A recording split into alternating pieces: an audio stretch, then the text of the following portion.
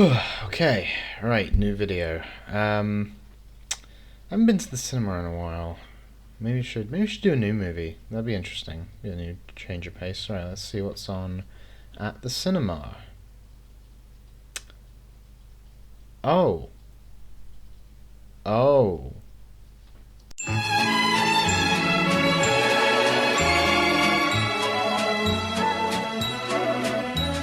Millions of years ago in the late 1800s, a British photographer called Edward Muybridge was experimenting with photographic techniques to examine the posture of running horses. His process was simple: take a series of successive images parallel to the horse galloping, and play them one after the other to show a detailed diagram of the horse in motion. This became one of the first instances of any kind of motion picture. A number of years later, two French photographers named Auguste and Louis Lumière developed a revolutionary motion picture device that captured real life on a series of still images run consecutively.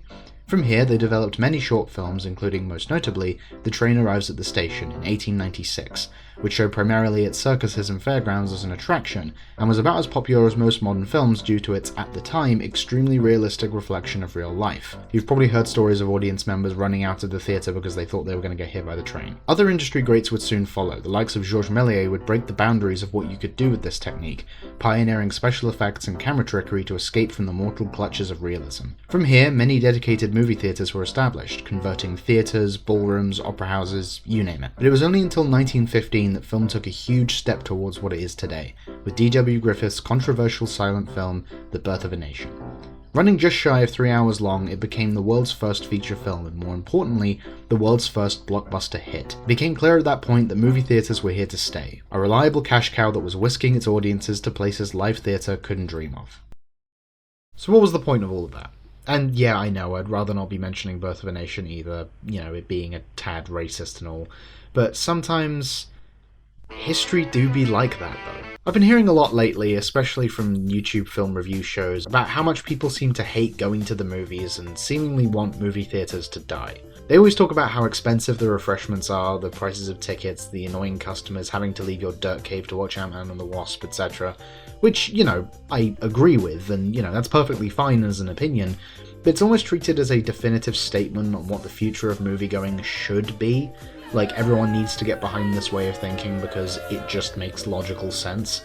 And I get that a lot of these guys use hyperbole, and that's totally fine. I do it too. I personally think that music biopics are a cancer on the art of storytelling and summarize the impact of legendary artists' entire lives to, oh yeah, he was gay, but he spent most of his time talking to his girlfriend and talking about how much he loved his girlfriend rather than the actual music. You know what?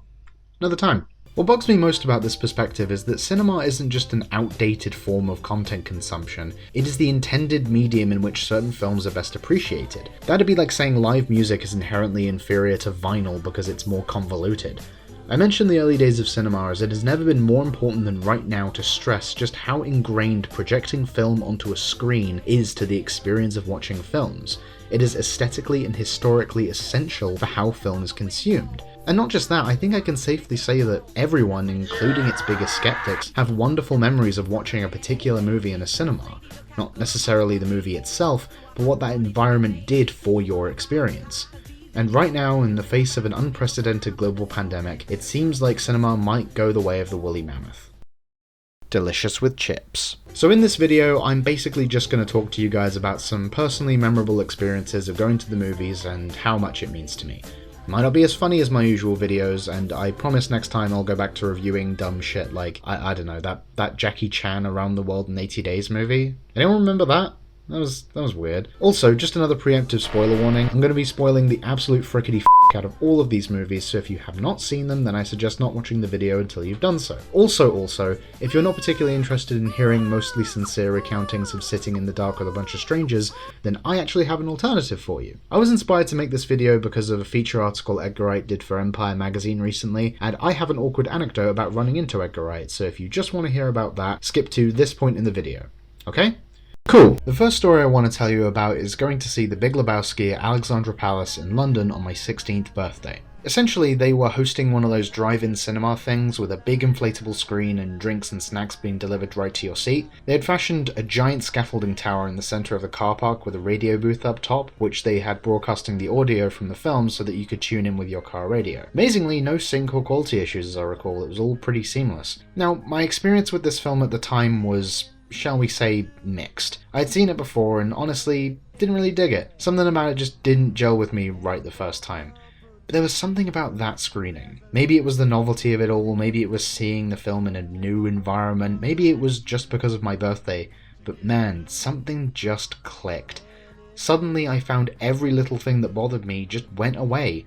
Somehow all of the jokes were fresh, the performances flew right off the screen, the soundtrack was innovative and different, and I can't really describe it. I'll never forget the howls of laughter emanating from my car as I rediscovered that amazing film. That's such a special memory for me, that one. We also ordered chili dogs within the car and they spilled all over me like the dirty dog I am. Next up, the first of many mentions of the Prince Charles Cinema in London. The Prince Charles is an institution at the front line of the war on cinema, the last line of defense against the death of independent and cult movie theaters. I am a lifetime member, a frequent visitor, and right now, I miss it horribly. And on one special occasion, they were doing a Paul Verhoeven triple bill of RoboCop, Total Recall, and Starship Troopers. Now, I know what you're probably thinking. Tom, this can't be a real marathon. I mean, come on, this isn't one of my dreams. You couldn't have seen 3 god-tier pieces of socio-political sci-fi action in a row, can you? And you're right, you couldn't have. But I hopped and skipped my way over to the PCC and had a truly religious experience with these 3 films. If I had to pick a favourite, honestly, RoboCop and Starship Troopers would be neck and neck, but it was actually Total Recall that stood out as having the most memorable parts of that evening. Obviously, the iconic "Consider that a divorce" line was a transcendent moment, but during the hologram trickery shootout scene towards the end of the film, I could physically feel the audience riling up for something big. Bear in mind, I hadn't seen the film before, so I had no clue. This scene is already so cheesy and hilarious, but as Arnie and Michael Ironside's characters duke it out on the elevator, it happened. Michael Ironside's arms are sliced off, he plummets to his death, and Arnie says, "See you at the party, Richter!" And right there, the crowd lost its shit. This moment makes the lady with the 3 titties look like Keanu Reeves sneezing. Actually, I take that back, that was pretty awesome. I haven't seen the film since then because, if I'm honest, nothing can top that moment. It was so good. Now, something important to mention, not all of these movies necessarily have to be good. You can have a pleasant or memorable experience watching a mediocre or even bad film. And something a lot of people on the internet need to remember is that even if you've enjoyed a film ironically, you've still enjoyed it. And I can't in all good conscience slag off a filmmaker who consistently entertains me, intentionally or not. And who better exemplifies that notion than the one, the only, the Neil Breen. If you don't know who Neil Breen is, get help. I had the honour of watching his most recent film Twisted Pair at the PCC with a packed crowd, and let me tell you, that is the ideal way to watch this man's films. Nothing quite beats the feeling of everyone in the room losing their collective minds at the utter madness that unfolds on the screen, laughing along with it. Who am I? What am I? I understand how a lot of people can have mixed feelings about these kind of films, and I know that coming to this realization of what his films were perceived as by his audience was difficult for Neil Breen. But if I can extend an olive branch to the man himself, I want you to know that everyone in that room didn't come to laugh at you, they came because they wanted to see your film. Their passion for what you do is just as legitimate as any other film, and I sincerely don't want you to stop, because I will always be a valued customer and valued fan of your work. His films may not be considered 10 out of 10 from a technical perspective, but my enjoyment of his films are certainly a 10 out of 10. I was legitimately on my feet applauding at the end of Twisted Pair, and that's the first time I've ever given any film a standing ovation, so it's gotta mean something, right?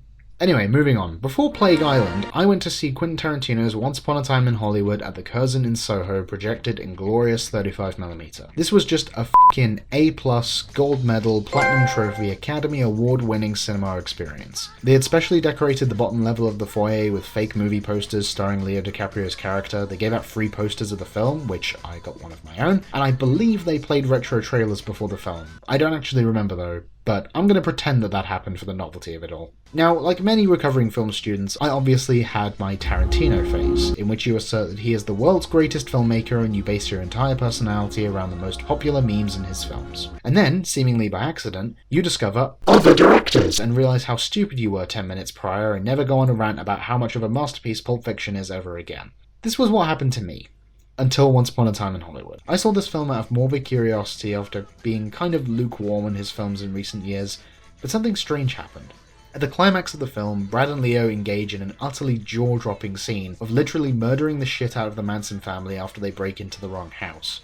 This is by far the most violent scene in the entire film, yet the pace and the build-up and the payoff makes it that much less shocking. We've spent an entire film with these characters, and seeing them weirdly redeemed by stamping in the face of a group of psychopathic shitbags is one of the most satisfying finales of any movie I've ever seen, to be honest. Tied together by Leo torching the final girl with his flamethrower while she's flailing around in his swimming pool. Everyone in my screen literally stood to their feet and began cheering at this moment. I even remember verbally uttering Rick Dalton as this played out. This film as a whole was a beautiful reminder of why I fell in love with movies in the first place, and I left the screen with the biggest smile on my face. And that doesn't happen often enough.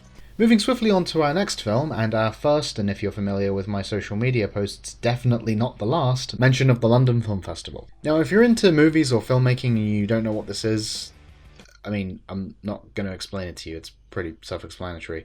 I go every year and I see a whole bunch of new movies, documentaries and short films, and it's a lot of fun. I highly recommend you attending a film festival at least once. It's got a really great buzz and atmosphere, everyone's really excited to watch stuff, and you get to visit a bunch of really nice cinemas as well. What's that? What are my top 5 favourite London cinemas in no particular order? I'm glad you asked! Curzon Mayfair, The Prince Charles, Picture House Central, Genesis Whitechapel, National Film Theatre. Anyway, we're not going to be visiting any of those places in this story, rather the Odeon Leicester Square, the most famous and for the longest time, dumpiest cinema in London.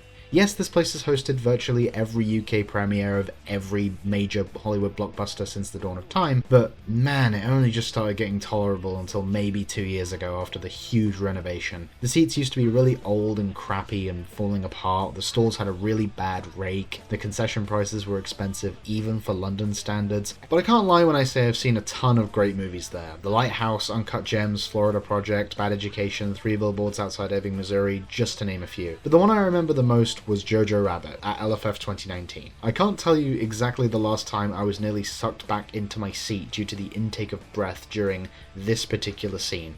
You could literally feel everyone in the audience go deathly quiet at the shock. Everyone's heart felt so heavy, it was f***ing brutal.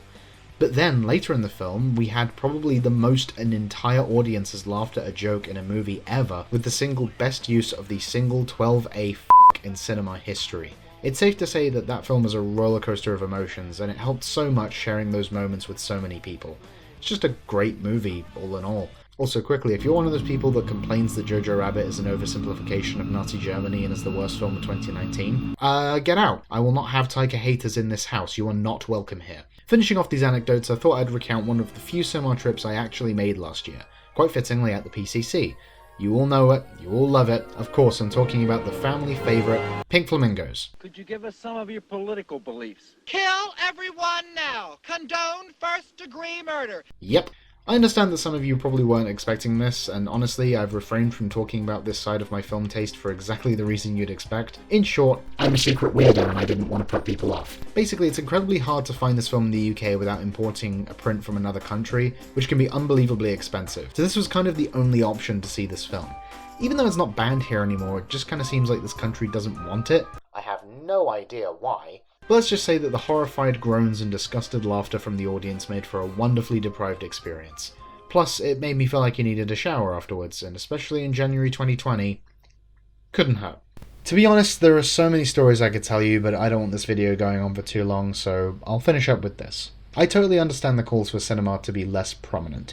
because at the end of the day, there are some valid points to be made about the efficiency of that system in the face of modern streaming capabilities and its benefits. Obviously, it makes sense that lots of people don't want to travel all the way into town to pay exorbitant prices for something they might not even enjoy, and would prefer the convenience of being able to set up the audio picture how they want it, pausing the film to go to the toilet, or even turning it off if they don't like it, sometimes taking advantage of lower prices for the films and refreshments in general. Trust me, I get it. And from distributors' perspectives, it makes sense to diversify their product, because ultimately they are a business. Their prerogative is to cater their product to their audience based on recent trends or audience demand. Especially right now, it's just a good business decision to try and get movies out in any way you can, as to not risk the industry collapsing in on itself.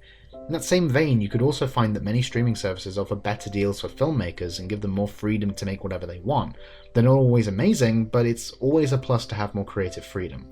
I don't want to come off like I hate streaming or I don't think the industry should change along with technology, because hell, that wasn't a problem when home video became a thing, so why should it be a problem now? The reason I bring this up is because in my mind, the cinema experience is a ritual. It's a sacred part of my life that I take great pleasure in participating in because I formed my love of movies in those places. Last year, I only went to the cinema to see a new release 6 times, compared to the year before at 30 visits, not counting rewatches of movies or re-releases. To witness their potential death is absolutely heartbreaking, and I will fight with everything I have to save movie theaters all over the globe. It's that important to me. I welcome innovation in the industry, but let's treat cinemas like live music. Not the simplest form of consumption, but to many far outweighs the alternative. And as it's around Valentine's Day, I didn't manage to get it on the day, but f*** you, what do you want from me? What better day to talk about what you truly love? Thank you all for listening. I can't wait to see you back in the movie theater at some point soon.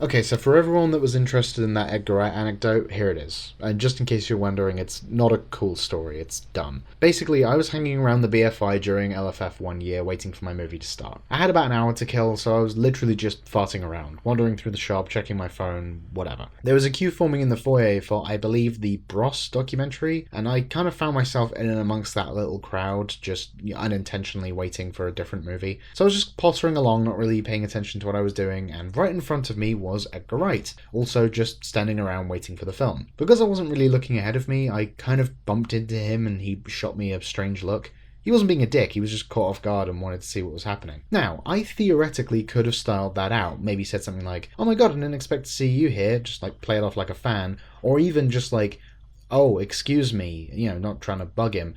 But instead, I chose the worst option, which was to immediately divert eye contact and dart away as fast as I could. More likely than not making a weird droning noise like "Ugh." So my first impression with one of my filmmaking idols was interrupting him innocently checking his phone, making a weird noise, and running away as quickly as possible. Smooth.